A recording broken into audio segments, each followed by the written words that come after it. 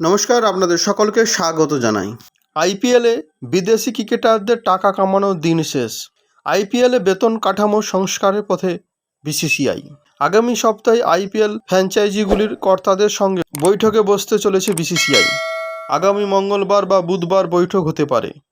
বৈঠকের দিন এখনও ঠিক না হলেও আইপিএল ফ্র্যাঞ্চাইজিগুলির কর্তাদের তৈরি থাকতে বলেছে বিসিসিআই। মুম্বাইয়ে আইপিএল ফ্র্যাঞ্চাইজিগুলির কর্তাদের সঙ্গে বিসিসিআই কর্তাদের বৈঠক হতে পারে বলে জানা গিয়েছে। সাধারণত এরকম বড় মাপের বৈঠক হয় কোনো 5 তারা হোটেলে, কিন্তু এবার মুম্বাইয়ে বিসিসিআইয়ের নতুন অফিসে বৈঠক হতে চলেছে।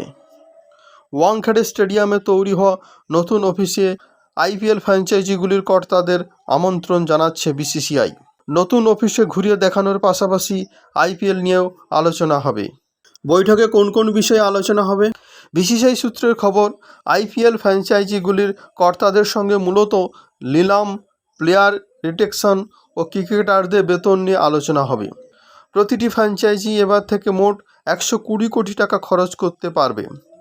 আগামী 3 বছরের জন্য এই নিলাম কার্যকর হতে চলেছে।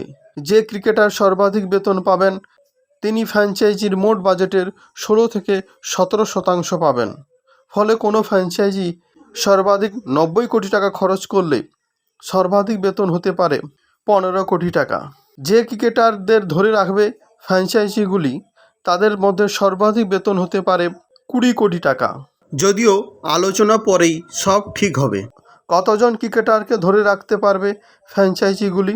কয়েকটি ফ্র্যাঞ্চাইজির পক্ষ থেকে বৈঠকের আগেই বিসিসিআইকে জানানো হয়েছে প্লেয়ার রিটেনশনের ক্ষেত্রে নিয়ম বেঁধে দেওয়া উচিত। অল্প কয়েকজন ক্রিকেটারকেই যাতে ধরে রাখতে পারে ফ্র্যাঞ্চাইজিগুলি, সেই নিয়ম চালু করা হোক।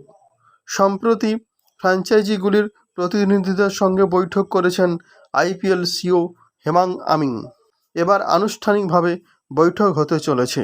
তো এটাই ছিল আজকের ভিডিওটি ভালো লাগলে লাইক, কমেন্ট, শেয়ার করবেন। আর আপনি যদি আমার চ্যানেলে নতুন হন, চ্যানেলটি অবশ্যই সাবস্ক্রাইব করবেন। সবাই ভালো থাকবেন, সবাইকে ভালো রাখবেন। জয় হিন্দ, বন্দে মাতরম।